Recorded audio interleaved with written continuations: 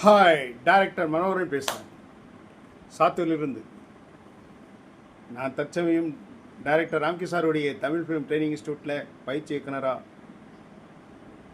பயிற்சி பெற்று வந்துக்கிட்டு இருக்கோம். என்னோடு கூட 2 நண்பர்கள் பயிற்சி பெறுகின்றனர் ஆன்லைன் கிளாஸில். அனுபவம் வாய்ந்த கிளாஸ், எங்களுக்கு உபயோகமான கிளாஸ். இந்த கிளாஸ் ஒரு திரை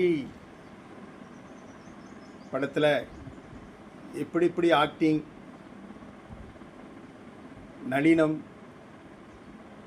பாட்டு காட்சி, நடிப்பு, சண்டை காட்சிகள், காஸ்டியூம், ஆடிஷன், டெக்னீஷியன், பாப்பட்டி,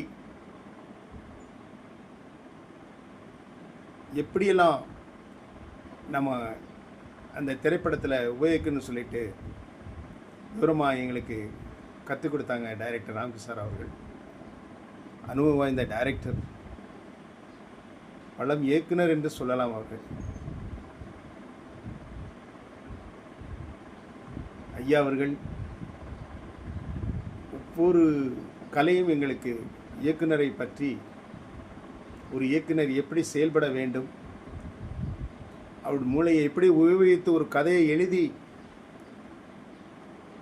கதை மூலமாக டயலாக் எழுதி ஸ்கிரிப்டாக உண்டு பண்ணி அது பட்ஜெட்டை போட்டு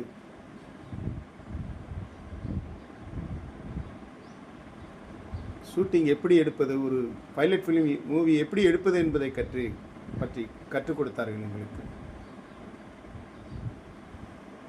இயக்குனரின் நடை, பாவனை, உடை, பாடி லாங்குவேஜ், பேச்சு திறமை, கவர்ச்சியான பேச்சு, நிற்கும் தோணி, உடைகள் எப்படி அணிய வேண்டும் என்று, எப்பொழுதும் புன்சிரிப்பாக இருக்க வேண்டும் என்று சொன்னார். மகிழ்ச்சியாக இருக்க வேண்டும், ஒரு இயக்குனர் சிரிப்போடு இருக்க வேண்டும் என்று சொன்னார்கள். மன மகிழ்ச்சியோடு இருக்க வேண்டும் என்று சொன்னார்கள். கவலை இல்லாமல் இருக்க வேண்டும் என்று. ஏனென்றால் ஒரு சில இடங்களில் சிரிப்புக்கலை என்ற ஒரு வகுப்பை நடத்துகிறார்கள். சிரிப்பு தான் ஒரு மனிதனின் செயல்பாடை மாற்றுகிறது, நோயும் குணமடைகிறது. சிரித்து கொண்டு சந்தோஷமாக வாழும் மனிதனை பார்த்தால் அவன் எந்நேரமும் ஒரு ஃப்ரெஷ்ஷாக இருப்பான்.